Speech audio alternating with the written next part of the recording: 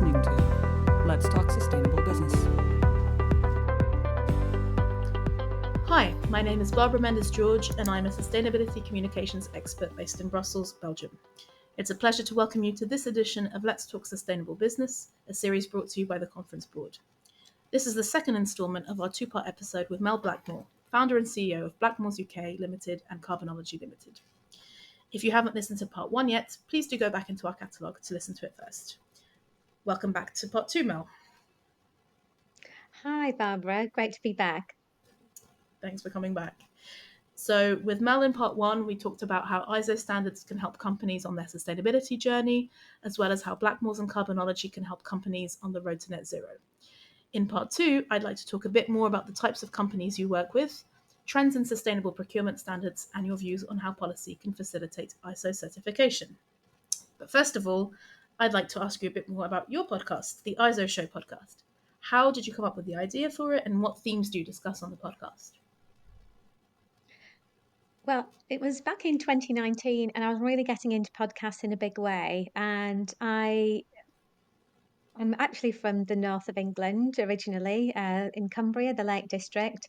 But our business and family home is down in Hertfordshire, which is about 4.5 hours away. So I was finding that I had 8 to 9 hours driving, and although I love listening to music, I was diving into lots of different podcasts at the time, and then it made me think, well, I wonder if there's a podcast on the area that I'm most passionate about, which is raising standards, in particular in sustainability for organisations. And I found that although there were a couple of sustainability podcasts then, there wasn't anything specifically around ISO standards. And at the time, I thought, will anybody want to actually listen to a podcast in relation to ISO standards? Anyway, I mentioned it to my communications manager, Stephanie, so I've got this idea about doing a podcast, would you mind helping me? And she did, and she's such a whiz on tech and all things comms. She's amazing, and somehow she figured it out, and she got the mic and all the rest of it, and off we went. And I actually really enjoyed speaking with so many different thought leaders and really interesting people, and I learned so much along the way, which is why I enjoyed doing it so much. And we didn't actually really know, what our audience was until a few months later. Actually, it was during COVID, and we did a podcast on because we also deal with business continuity at Blackmores. Well, that's one of the ISO standards we deal with, and so we were talking about response plans to COVID, and basically we wanted to share tools and templates for free with our audience, and we were getting messages from all across the globe. We couldn't believe it, um, and I said to Steph, I said, I think we need to have a look at our stats and see where people are listening from. And it was at that point that we realised that we did have a global audience, and that I wasn't the only one that was interested in raising standards. And Right. there was a whole community of people out there that were interested in standards, and in particular in sustainability standards that we've covered over the last few years. So yeah, it's something that I absolutely love doing. I've actually got a colleague who steps in to help out now as well, because we tend to do weekly podcasts, and I'm not always available because I'm focused on my new business, Carbonology.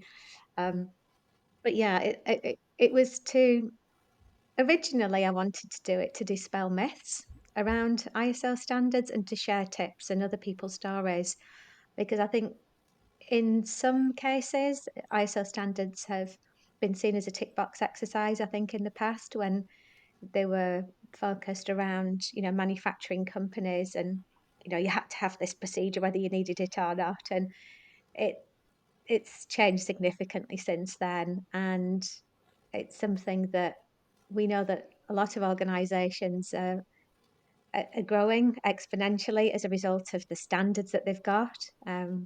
Which, yeah, and depends on the sector, of course, but yeah, that's how the podcast started, and yeah, it's still going strong.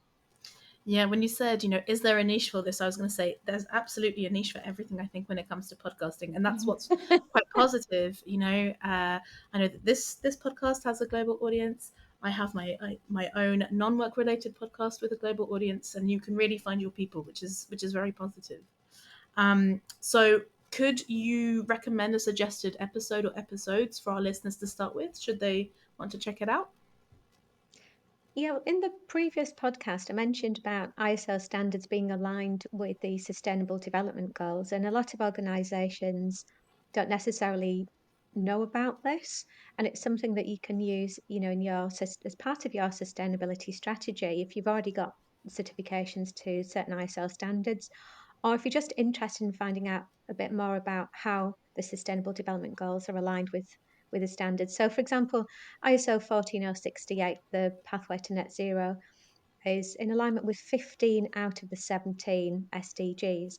So it was podcast 106, I think, to 108. So we had a mini series on that, which is understanding what the Sustainable Development Goals are, how they're aligned with ISO standards, and how businesses can integrate them within their organisation. So that's, I think they were a couple of solo casts that I did. But in terms of interviews, we've had some great guests on,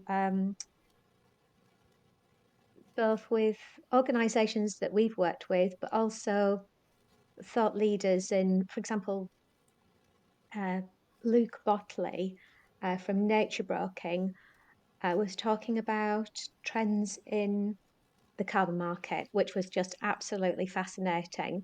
So yeah, if you wanted to listen to an interview, that I think that was episode 170. So I'd recommend checking that one out.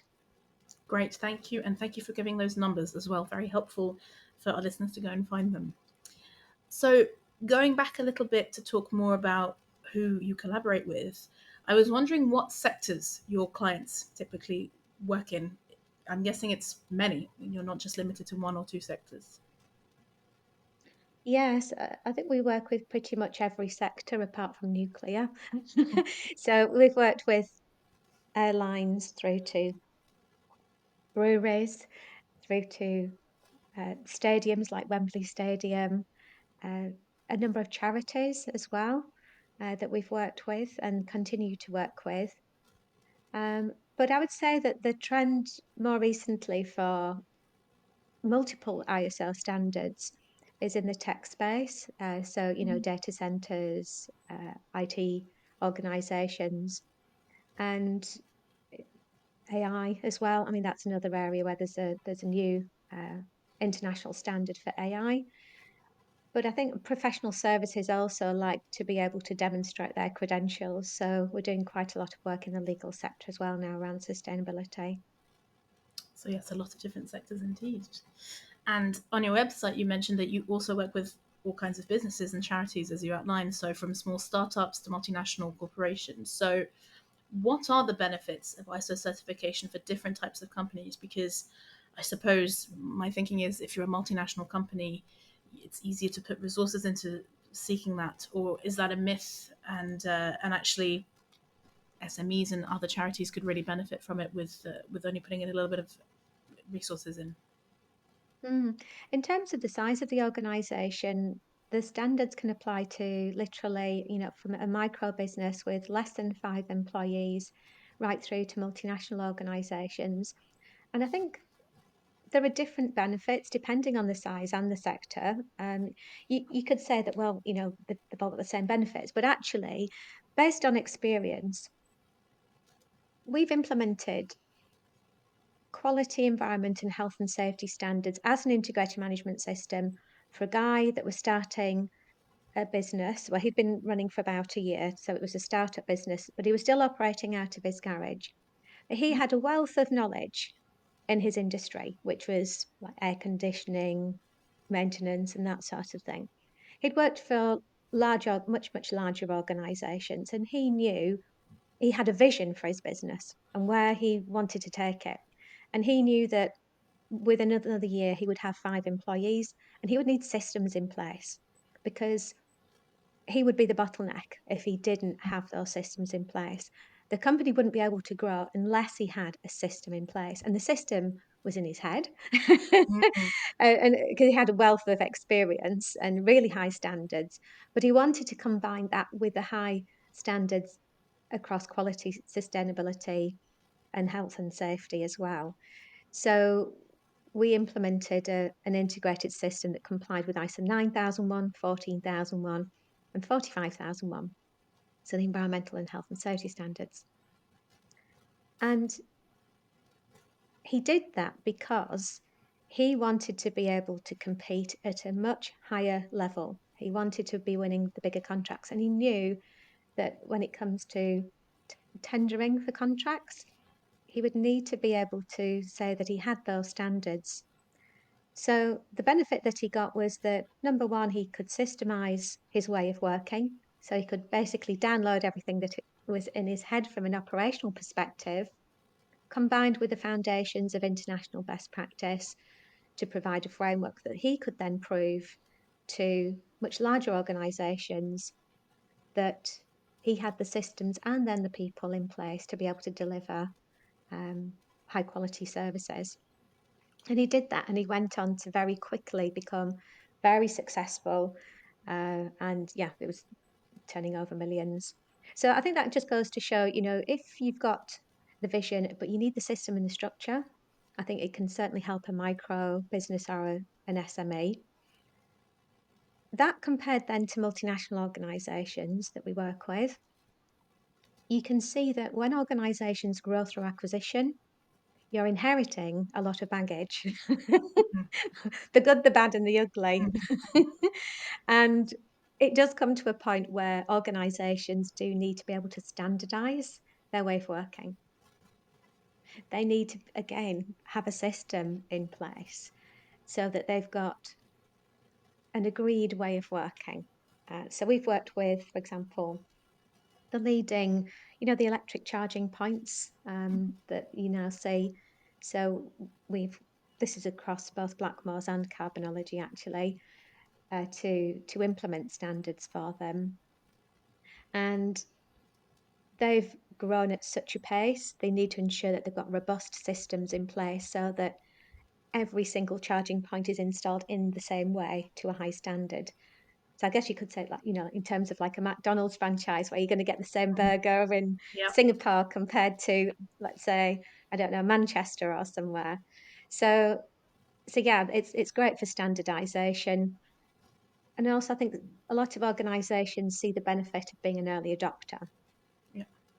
So those organizations that implemented, and got verified to ISO 14064, the greenhouse gas emissions reporting, that's something that they can then demonstrate, which, their competitors may not have done already.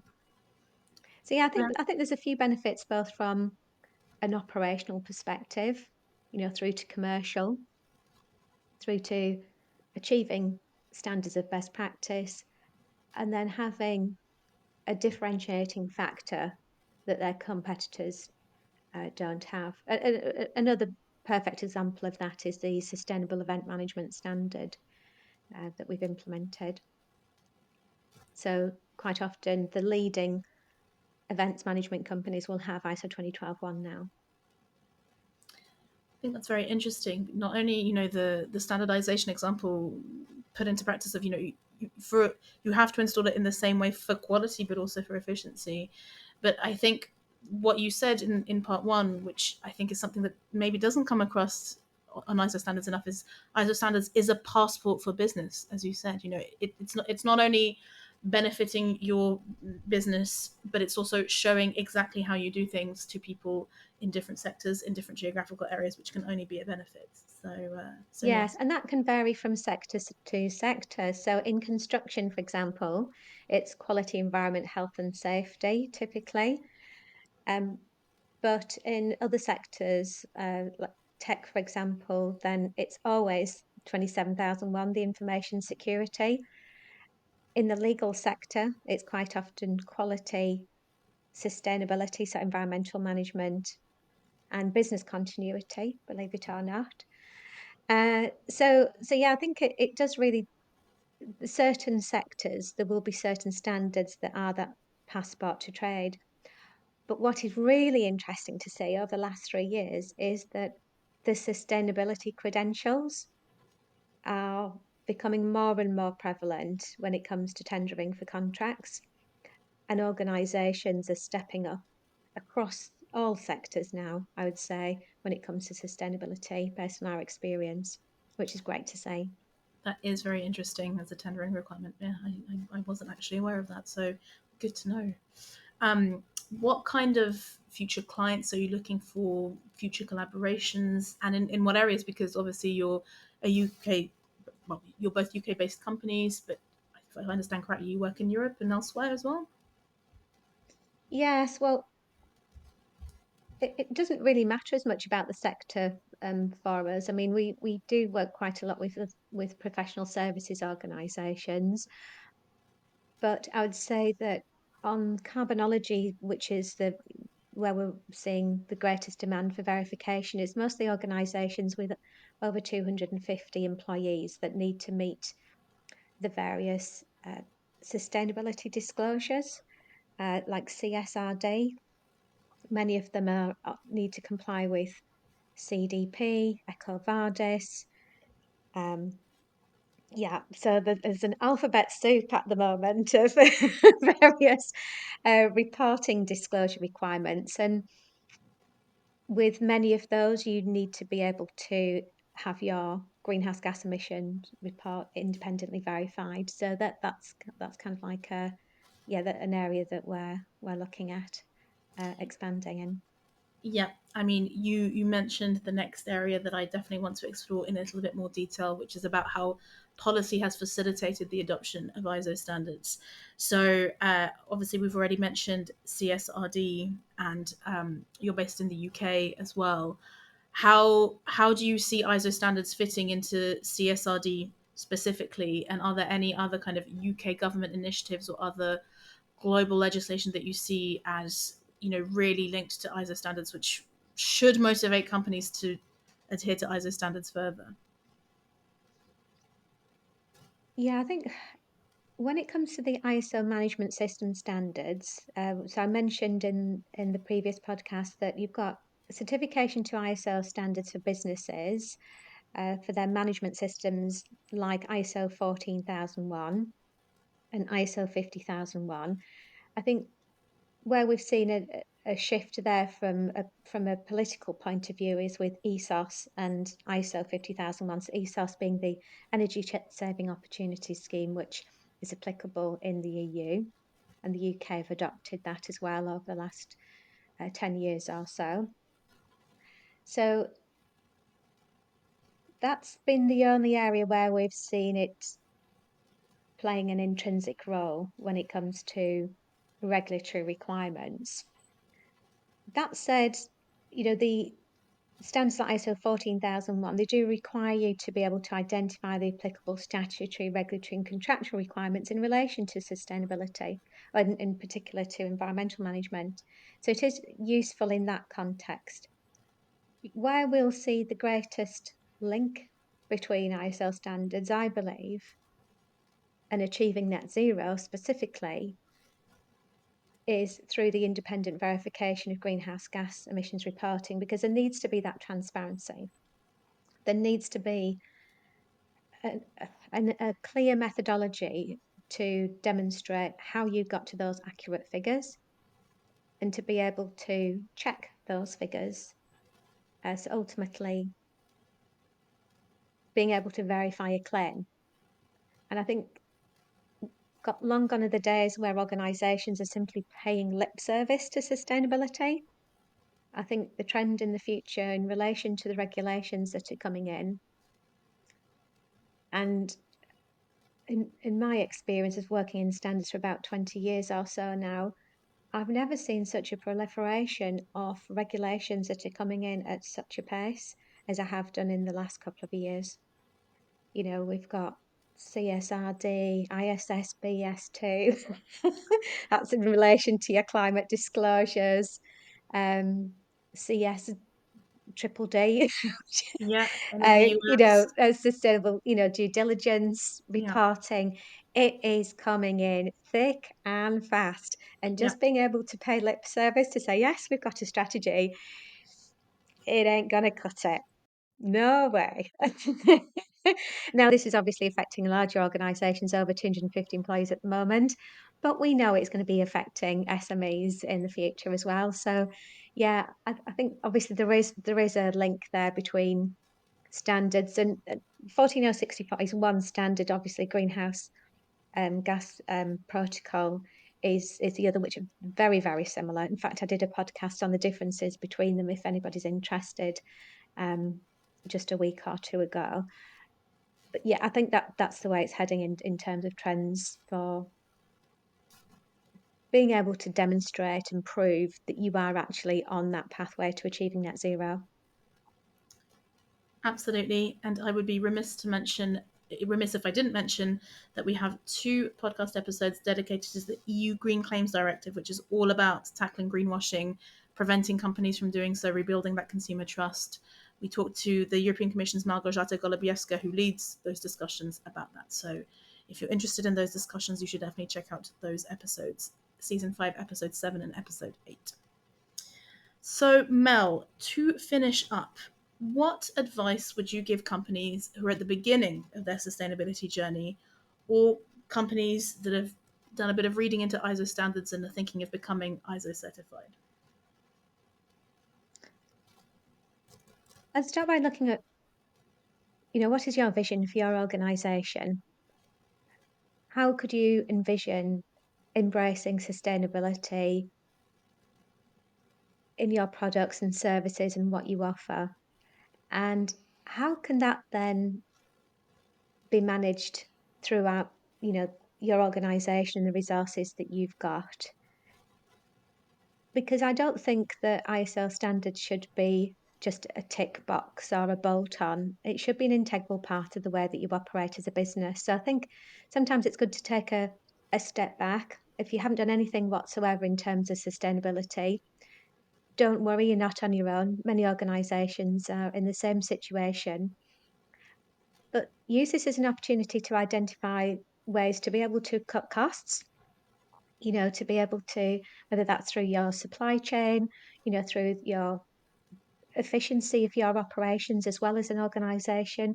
All of those things can make a difference to the bottom line in terms of your profitability and also your sustainability credentials.